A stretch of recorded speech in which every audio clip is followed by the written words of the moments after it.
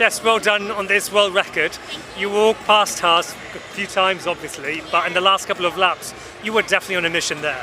Yeah, I think it was just one of them days, like, yeah, when you get in the momentum of the race and you're just focused on what you're doing and just keep ticking it off. I was really focused tonight, and I was really proud of what I was doing, and it was in the moment, like listening to the crowd and just taking all of that in, because yeah, I've been in these races for a really long time, but I've never kind of been one that was trying to do something, and tonight I embraced that to the maximum, and I'm really proud. Yeah. At what stage in the race did you decide I'm definitely going for it?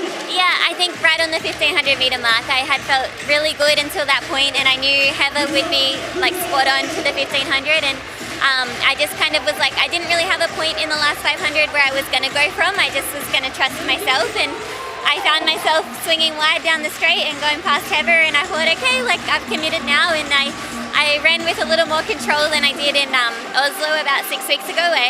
When I went too hard, and I kind of learnt a lot from that. So going down the back straight and just gradually piecing it together, I was really proud that I was holding my composure out there in a moment like this. Yeah. And before today, did you feel that you could achieve this at a Diamond League event, and in particular here in Monaco? No, it's all really new to me. Like, I think when we found out this was a 2K, I had assumed that Faith was coming to try and make that 2K record something unbelievable. And when the list came out, and I kind of thought, like, this is a race that if I want to be a contender in the Olympics, this is a race I can probably win. And to be able to think about winning the Monaco Diamond League is quite crazy. And then you also think that winning the Monaco Diamond League usually means you run fast, and that world record was achievable. And there's a lot of women I compete with that when we're in our best shape, we can run that, and I think it's going to get lowered again. Like 5:19 is by no means out of reach of many of the women I race with. Like Faith could go and do it tomorrow, and Laura could probably do it also, and definitely the Ethiopian women can, but for this little bit of time I have it, and I'm excited to watch everyone sort of chase it now. I think it takes one 2K to put the race back on the map, and I'm sure it'll pop up a little bit more over the next 12 months, and there'll be a few people going after it. You've got this one, and you've been racing a lot at a very high standard. So how does this set you up for the Paris Olympics? Yeah, I think so. This is my last race before the Olympics, and Monaco was always going to be my last race before the Olympics.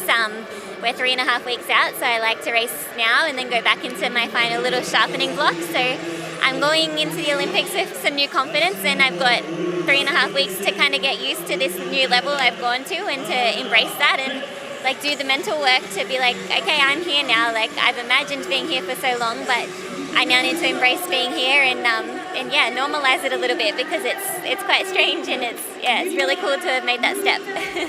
Bit of a tricky question, but what would it mean to you to win an Olympic medal? Yeah, I mean, it's something I've been doing the work for. Like, I mean, my training partners know, like every time we line up for the last rep at training, the first thing I say to them before we go out and we run hard is, all right, this is for the medal. And I always have that in the back of my mind as we're getting into the really hard parts of the workouts, like this is for the medal. And yeah, I think for a long time I've like dreamt of that, and now I'm starting to realize that, and it's really strange and crazy. Brilliant. Well done. Thank you very much.